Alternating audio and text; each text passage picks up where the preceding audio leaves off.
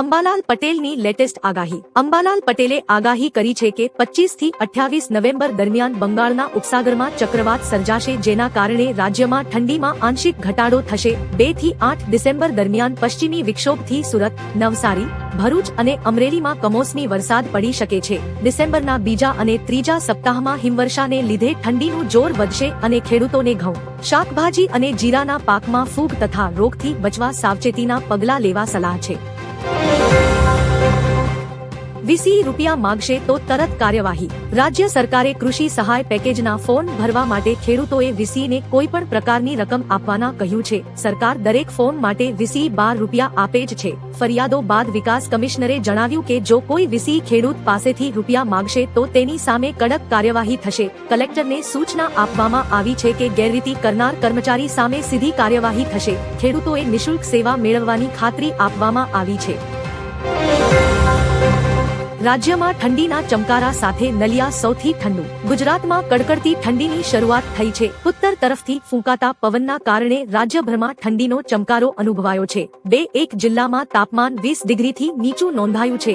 નલિયા સૌથી ઠંડુગાર શહેર બન્યું છે, જ્યાં તાપમાન 10.5 ડિગ્રી નોંધાયું. રાજ્યમાં છેલ્લા 24 કલાકમાં અનેક વિસ્તારોમાં તાપમાનનો પારો ગગડ્યો છે. સૌરાષ્ટ્ર, કચ્છ સહિતના ભાગોમાં રાત્રે ઠંડીનો ચમકારો અનુભવાયો છે. આગામી દિવસોમાં પવનની દિશા બદલાતા આંશિક રાહત મળશે અને તાપમાન ઊંચકાશે. હાલની ઠંડીથી લોકોમાં શિયાળાની અસર સ્પષ્ટ જોવા મળી રહી છે.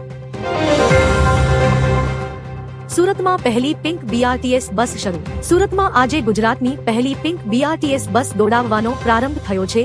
આ બસમાં માત્ર મહિલાઓ જ મુસાફરી કરી શકશે અને બસનું સ્ટીયરિંગ સંભાળશે રાજ્યની પ્રથમ મહિલા ડ્રાઈવર નિશા શર્મા. મૂળ ઇન્દોરની રહેવાસી અને સિંગલ મધર નિશાને 4 વર્ષથી વધુ હેવી વાહન ચલાવવાનો અનુભવ છે. ઓએનજીસીથી સરથાણા રૂટ પર આ બસ દોડશે.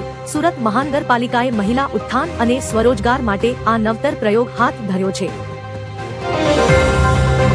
બિહારને નવા મુખ્યમંત્રી મળ્યા. બિહારને નવા મુખ્યમંત્રી મળ્યા છે. પટનાના ગાંધી મેદાનમાં આયોજિત શપથ ગ્રહણ સમારોહમાં નીતિશ કુમારે ફરી એકવાર મુખ્યમંત્રી તરીકે શપથ લીધા. આ ઐતિહાસિક દિવસના સાક્ષી પીએમ મોદી, ગૃહમંત્રી અમિત શાહ, સંરક્ષણ મંત્રી રાજનાથસિંહ, ભાજપ અધ્યક્ષ જેપી નડ્ડા, 11 રાજ્યોના મુખ્યમંત્રીઓ અને અન્ય ઘણા અગ્રણી નેતાઓ હતા.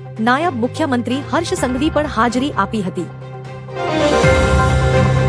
તમિલનાડુ કરી શક્યું એ આખું વિશ્વ કરી શક્યું નથી. પીએમ મોદી તમિલનાડુમાં ખેડૂતોને મળ્યા હતા અને કોઠાસૂઝથી ખેતી કરતા ખેડૂતોના વખાણ પણ કર્યા હતા.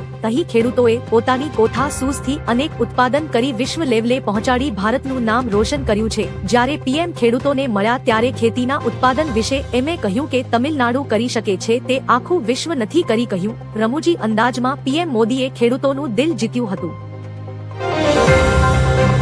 માઉન્ટ આબુ માઇન્સમાં જતા લોકો ઠૂંઠવાયા. ઉત્તર ભારતમાં ઠંડીનો પ્રકોપ વધ્યો છે. તેવામાં ગુજરાતના પાડોશી રાજ્ય રાજસ્થાનમાં આવેલ હિલ સ્ટેશનમાં પણ તાપમાનનો પારો ગગડીને માઇન્સમાં પહોંચી ગયો હતો. સહેલાણીઓએ ગુલાબી ઠંડીની મોજ માણી હતી. કાર પર બરફની ચાદર પથરાઈ હતી. ઠંડીમાં સહેલાણીઓ ચાની ચુસ્કી સાથે શરીરને ઠંડીથી બચાવવાનો પ્રયાસ કરતા નજરે ચડ્યા હતા. ખાસ કે શિયાળામાં વારંવાર અહીં માઇન્સમાં તાપમાન પહોંચી જાય છે. મોદીએ ગમહો લહેરાવીને લોકોનું અભિવાદન કર્યું. બિહારને નવા સીએમ મળ્યા છે. શપથ ગ્રહણ બાદ પીએમ મોદીએ મંચ પરથી ગમહો લહેરાવીને લોકોનું અભિવાદન કર્યું. હરિયાણા, આસામ, ગુજરાત, મેઘાલય, ઉત્તર પ્રદેશ, નાગાલેન્ડ, ઓડિશા, દિલ્હી અને રાજસ્થાનના મુખ્યમંત્રીઓએ સમારોહમાં હાજરી આપી. સ્ટેજ પર ચિરાગ પાસવાને માંઝી અને જેપી નડ્ડાને પગે લાગીને આશીર્વાદ લીધા હતા. સાવધાન, એસઆઈઆર માટે કોઈને ઓટીપી શેર ન કરો. હાલમાં રાજ્યમાં એસઆઈઆર મતદાર યાદીને લગતી કામગીરી ચાલી રહી છે. તેવામાં છેતરપિંડી આચરનાર તત્વો સક્રિય થયા છે, જેઓ કોલ કરીને કહી રહ્યા છે કે બીએલઓ બોલું છું, તમારા એસઆઈઆર માટે તમારું 2002ની યાદીમાં નામ છે કે નહીં તે વેરિફિકેશન કરવા માટે તમારા મોબાઈલમાં ઓટીપી આવ્યો હશે તે આપો. ખાસ કે એસઆઈઆર કામગીરીમાં સરકાર કે બીએલઓ તરફથી કોઈ પણ પ્રકારના ઓટીપીની માહિતી માંગવામાં આવતી નથી. તમારી સાથે આ રીતે છેતરપિંડી થઈ શકે છે. અલ્ફલાહ યુનિવર્સિટીનું ગુજરાત કનેક્શન. દિલ્હી બ્લાસ્ટમાં સામેલ ડોક્ટર ઉમર નબી જે યુનિવર્સિટીમાંથી ભણ્યો તે જ અલ્ફલાહ યુનિવર્સિટીમાંથી 2008ના અમદાવાદ સિરિયલ બ્લાસ્ટનો વોન્ટેડ આતંકી મિર્ઝા શાદાબ બેગ પણ બીટેક ભણ્યો હતો. એક જ સંસ્થામાંથી 2 અલગ અલગ સમયના આતંકીઓનું કનેક્શન સામે આવતા ગુજરાતમાં પણ કોઈ સ્લીપર સેલ સક્રિય હોવાની ગંભીર શંકા ઊભી થઈ છે, જેની તપાસ શરૂ કરવામાં આવી છે. દિલ્હીમાં વધુ 4 મુખ્ય આરોપીઓની ધરપકડ. NIA એ દિલ્હીના લાલ કિલ્લા પાસે થયેલા બ્લાસ્ટમાં વધુ 4 મુખ્ય આરોપીઓની ધરપકડ કરી છે, જેનાથી ધરપકડની કુલ સંખ્યા 6 થઈ ગઈ છે. NIA એ શ્રીનગરના ડિસ્ટ્રિક્ટ સેશન્સ જજ અને પટિયાલા હાઉસ કોર્ટના પ્રોટેક્શન ઓર્ડરના આધારે તેમની ધરપકડ કરી હતી. આરોપીઓમાં પુલવામાના ડોક્ટર મુઝમ્મિલ શકીલ ગનાઈ, અનંતનાગના ડોક્ટર આદિલ અહેમદ રાથેર, લખનૌના ડોક્ટર શાહીન સઈદ અને શોપિયાના મુફ્તી ઇરફાન અહેમદ વાગેનો સમાવેશ થાય છે. ફિલ્મ લાલોનો જાદુ ચાલ્યો. વિજાપુરના લાડોલ ગામે ગુજરાતી ફિલ્મ લાલોનો એવો જાદુ ચાલ્યો છે કે ગામના 60-65 લોકો એક આઈસર ટ્રકમાં ભરાઈને 7.5 કિલોમીટર દૂર રાતનો શો જોવા વિજાપુર પહોંચ્યા હતા. ગાત્રો થીજવતી ઠંડીમાં ખુલ્લા ટ્રકમાં ધાબળા ઓઢીને મહિલાઓ, પુરુષો અને બાળકો પણ ઉત્સાહથી ગયા હતા. લોકોના ચહેરા પર લાલો જોવાની ધૂન સ્પષ્ટ દેખાતી હતી. આ દ્રશ્ય ફિલ્મની લોકપ્રિયતાનું જીવંત ઉદાહરણ છે. રાપરમાં ખાતર મેળવવા માટે ખેડૂતો કલાકો સુધી લાઇનમાં ઉભા રહેવા મજબૂર. કચ્છના રાપરમાં રવિ પાકના વાવેતર માટે ખાતરની તીવ્ર અછત જોવા મળી રહી છે. સહકારી મંડળીઓ અને ખરીદવેચાણ સંઘ પાસે વહેલી સવારથી જ ખેડૂતોની લાંબી કતારો લાગી છે. ખાતર ન મળવાથી વાવેતરમાં વિલંબ થઈ રહ્યો છે અને ખેડૂતોને ભારે હાલાકી ભોગવવી પડી રહી છે. ખેડૂતોએ તાત્કાલિક ખાતરની વ્યવસ્થા કરવા સરકાર પાસે રજૂઆત કરી છે.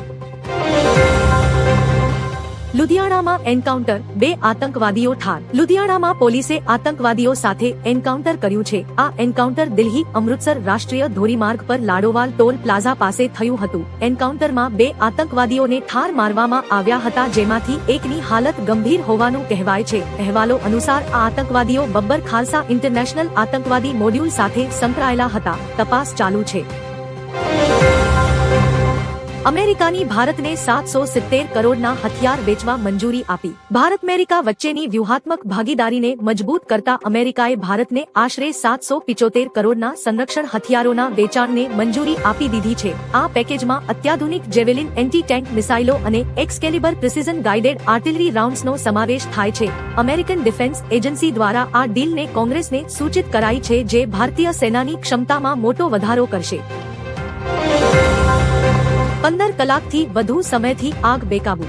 રાજકોટના લોધિકામાં સાંગણવા નજીક આવેલી શ્રીરાજ કિચનવેર ફેક્ટરીમાં ભીષણ આગ લાગી છે. ગઈકાલે બપોરથી શરૂ થયેલી આગ 15 કલાકથી વધુ સમય બાદ પણ બેકાબુ છે. ફેક્ટરીમાં પ્લાસ્ટિક અને કેમિકલ સામગ્રી હોવાથી આગ ઝડપથી ફેલાઈ ગઈ. આગ બુઝાવવા માટે લોડરની મદદથી દિવાલ તોડવી પડી. શેડ ધરાશાયી થતા કામગીરી મુશ્કેલ બની. મેજર કોલ જાહેર થતા રાજકોટ, શાપર, વેરાવળ અને ગોંડલથી 6થી વધુ ફાયર ટીમો બોલાવવામાં આવી છે.